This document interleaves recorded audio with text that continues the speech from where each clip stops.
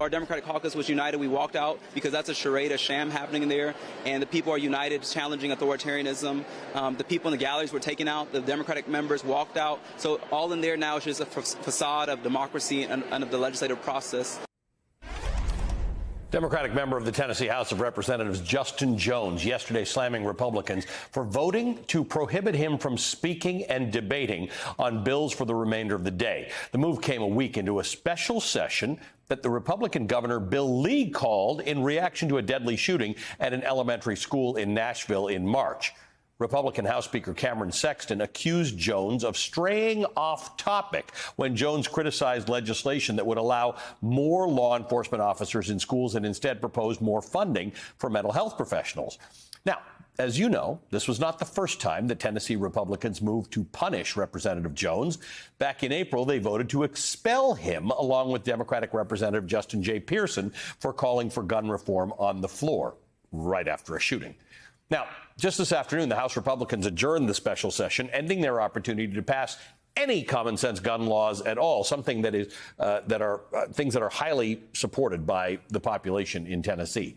Joining our conversation, the distinguished university professor of African American and Diaspora Studies at Vanderbilt University in Nashville and author of Entertaining Race, Performing Blackness in America, Michael Eric Dyson. Welcome to you, Professor Dyson. And Aaron Haynes is back with us. Thank you for staying, Aaron.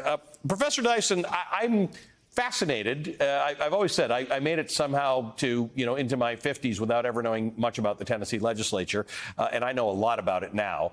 I'm sort of fascinated at the creativity they employ. They are not going to let Justin Jones and Justin Pearson and people like that disrupt the way they want to do business.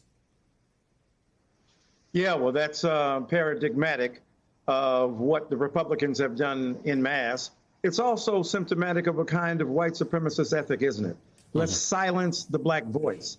Let's marginalize the black body. Let's sentence the black voice to a term of timeout. And so this attempt to manipulate and somehow obfuscate what's going on there is par for the course. You are absolutely right. They are not going to let anything hinder their procedural addiction. You got to do it this way. These are the laws. These are the rules. These are the conventions by which we operate. To hell with the fact that the content is suffering. There are no bills being legislated. And the Republican governor, who finally, got off the schneid, so to speak, and tried to get to the point of having some common sense gun legislation, has been frustrated as well. So these Republicans are a sight to behold for sure.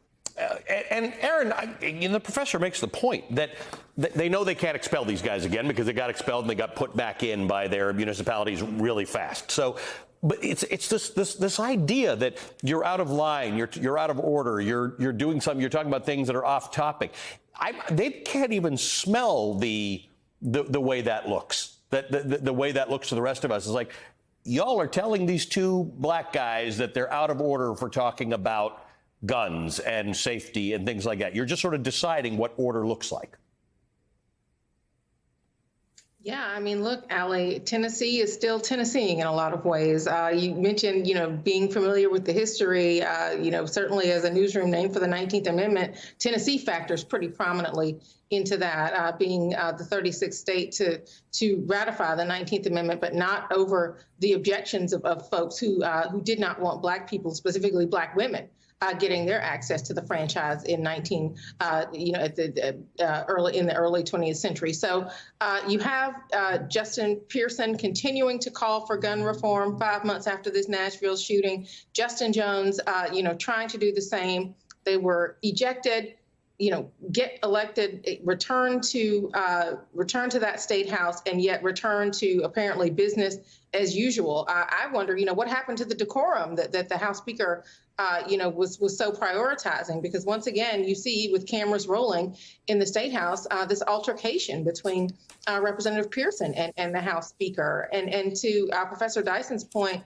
it seems like not much actual governing happened this week. And so, taxpayers and voters, including those who reinstated Representatives Pearson and Jones to go and do their jobs at that State House, are probably wondering, it certainly didn't look like they got their money's worth this week. The public was kept out of the special session. Law enforcement was largely let in. I mean, this is really just not what we should expect from democracy to look like in 2023. Professor, this is an interesting point, because part of the reason that the municipalities that Justin Pearson and Justin Jones were able to reinstate them is because we have a sort of an understanding in democracy that people have a right to be represented. You can't just sort of have their seats sitting empty. Putting the race question aside, the overwhelming majority of Tennesseans and the overwhelming majority of Americans understand that we have a gun problem in this country. They don't want to give up their guns necessarily, but they do understand that whether it's red flag laws or better background checks or safer storage, there's a real discussion to be had that the legislators of Tennessee, the supermajority of Republican legislators of Tennessee, many of whom run unopposed in their elections, are simply not willing to have. They're out of touch, in fact, with some of their own constituents. Well, absolutely right. And who they are in touch with, more broadly, are constituencies dictated to by the NRA, or the refusal to acknowledge the legitimacy of a point. Remember, the historic action and process of these white legislators has been, if black people are for it, we against it. We ain't gonna get down with it. And it's not quite that simple here, because the black legislators, however, were standing in stead and support of white Americans whose children had died, standing in proxy for those voices that were murdered that day. And even when these black legislators stood up for these white kids, they still weren't getting down with them. They're not going to acknowledge the legitimacy of what they're saying. So it is, you can separate it from race, to be certain. When you add race onto it, it becomes even more exacerbated. But the point is that these Republicans are refusing to have any sense of conversation about the possibility that the Second Amendment is not the Second Commandment, and God didn't say thou shalt have an AK-47. You know, Aaron, as much as I was saying, and the two of you are such experts at this, and you understand the South and you understand Tennessee, and I was saying I didn't really know much about the Tennessee legislature. I also didn't know Justin Jones and Justin Pearson and people like them across the country who got shot into prominence as a result of what happened. And one actually looks at these guys and say, all right, you know what? I'd vote for somebody who's ready to get kicked out of their job. It's a civil rights kind of thing, right? Like, these guys are ready to get thrown out of the legislature. They're ready to make a noise. They're ready to breach decorum in the defense of lives, as the professor says, not just black lives, white lives. Right?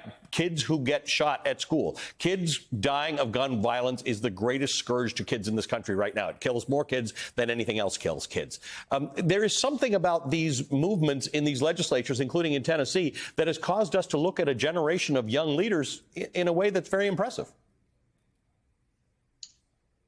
Yeah, Allie, I mean, Representative Jones, Representative Pearson, I'm sure these people would probably be fine if nobody knew their name, if it meant that they were getting gun reform legislation passed in the Tennessee legislature. These are not people who were raising their voices because they wanted the spotlight. It was because they wanted action in the wake of this tragic shooting in Nashville. It was because they were in solidarity with the many, many people who, the diverse crowd that flooded the Tennessee Capitol, calling for change, wanting their representatives to do something, to take some action around this issue. There are people coming together in these coalitions of concern around the issue of gun violence across the country. And there are other Representative Joneses and Representative Pearsons that are trying to raise their voices, not because they want to be recognized, for fame or celebrity, but because they really are trying to get action on this. And as a result,